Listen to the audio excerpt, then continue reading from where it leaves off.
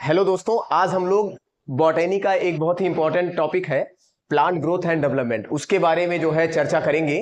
तो सबसे पहले हम जानते हैं कि ग्रोथ क्या चीज होता है। सबसे पहला जो हमारा टॉपिक है इसमें वो हम ये जानेंगे कि ग्रोथ क्या होता है। तो ग्रोथ जो है,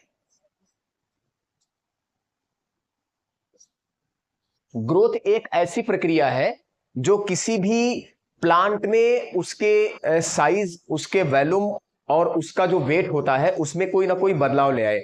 और इसके अलावा वो अगर एक बार ग्रोथ हो गया तो वापस वो रिवर्सिबल नहीं होता, मतलब इरिवर्सिबल प्रोसेस होता है। हम ये मानते हैं, जो इसका डिफिनीशन है कि ग्रोथ में be defined as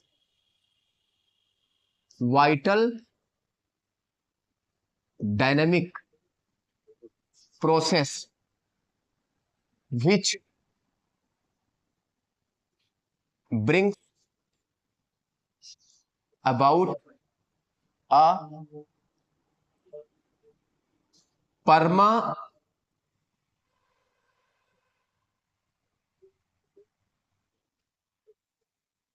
perma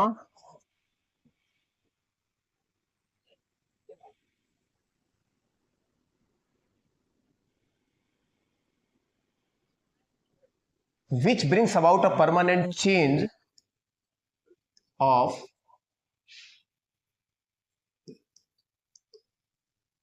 any organism,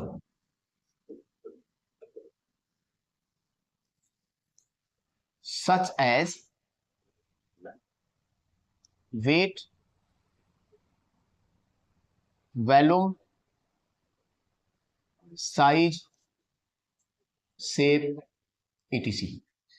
Growth may be defined as vital dynamic process which brings about a permanent change of any organism such as weight, volume, size, shape, etc. Growth एक ऐसी प्रक्रिया है जो एक बार अगर उसमें changing हो गई तो दोबारा वो वापस नहीं आता, और एक वाइटल डायनेमिक प्रोसेस है। जिस प्रकार विद्युत धारा एक बार किसी पथ से प्रवाहित हो जाए तो वो आगे बढ़ी जाती है, वापस नहीं आती, इसी प्रकार ग्रोथ भी हमारा वाइटल डायनेमिक प्रोसेस है, मतलब जैविक करंट, विद्युत धारा उत्पन्न करने वाली प्रक्रिया जैसी एक प्रक्रिया है, जिसमें वो उसके साइज में, उसके वेट में, उसके आयतन में, उसके भार में, इन सब चीजों में बदलाव ले आती है। अब जरूरी ये होता है कि ग्रोथ होगा कैसे। तो ग्रोथ के लिए डिवीजन जरूरी होता है। डिवीजन, जो हमारा डिवीजन होता है, सेल डिवीजन, वो दो तरह का होता है। जैसे फोटोसिंथेसिस, फोटोसिंथेसिस में सरल अकार्बनिक जो मॉलिक्यूल होते हैं या आइटम्स होते हैं वो सब मिलकर एक जटिल कार्बनिक मॉलिक्यूल बनाते हैं, जैसे कि कार्बन डाइऑक्साइड, जल हो गया, क्लोरोफिल हो गया, सनलाइट हो गए, ये सब मिलकर फूड मटेरियल का निर्माण करते हैं, तो वो एनाबॉलिज्म में आ जाएगा।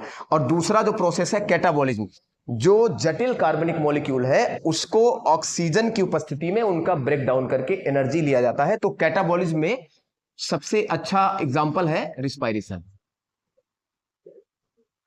तो मेरे कहने का मतलब ये था कि ग्रोथ तभी होगा जब मेटाबॉलिक प्रोसेस होंगे। मेटाबॉलिक प्रोसेस में सबसे मेन जो हमारी क्रिया है वो एनाबॉलिज्म, जिसके द्वारा हमें किसी चीज का फॉर्मेशन होगा, और जब वह चीज फॉर्मेशन उसका हो जाएगा तो ऑक्सीजन वहां पे उपस्थित होकर उसका ब्रेक डाउन करके हमें एनर्जी देगा, और उस एनर्जी का इस्तेमाल हम ग्रोथ में करेंगे। उस एनर्जी का इस्तेमाल हम ग्रोथ में करेंगे।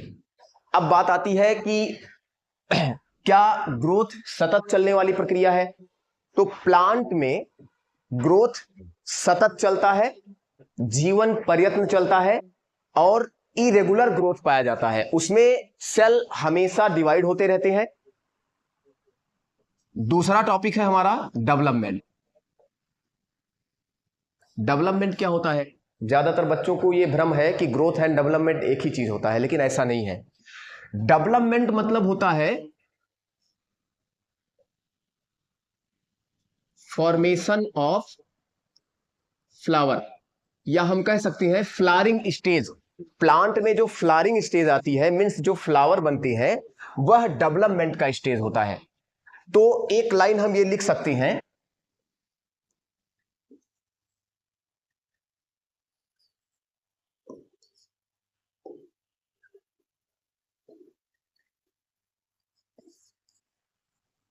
Development is the result of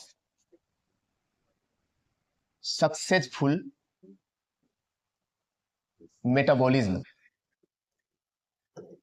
are growth. मतलब हमारे अंदर जो ग्रोथ हो रहा है, प्लांट में जो ग्रोथ हो रहा है, उस ग्रोथ, अगर वो ग्रोथ सक्सेसफुल है तो डेवलपमेंट बहुत अच्छा होगा। जैसे उसमें तमाम कोई बाहरी गतिविधियां हैं, जैसे इन्वायरमेंट फैक्टर है, बरसात खूब ज्यादा हो जाए, एटमॉस्फेयर में नमी खूब ज्यादा बढ़ जाए, या मान लीजिए कोई जो पेस्ट है जैसे चूहे हो गए या कोई एनिमल हो गया, वो उसको आक्रमण करके उसमें कोई नुकसान कर दिया, तो वो अनसक्सेसफुल होगा। लेकिन अगर ग्रोथ सक्सेसफुल हो जाए तो उसका रिजल्ट क्या होगा? डेवलपमेंट। तो डेवलपमेंट एक प्रकार से ग्रोथ का एक लाभकारी रिजल्ट होता है। जब ग्रोथ हो जाता है तभी डेवलपमेंट स्टार्ट होता है। तो प्यारे बच्चों, ये पहला जो है पार्ट, इसको हम मान सकते हैं। इसके अलावा हम आपको नेक्स्ट पार्ट में इसके आगे की कहानी बताएंगे। ठीक है बच्चा, थैंक यू। कहाँ गया जो रिकॉर्ड किए?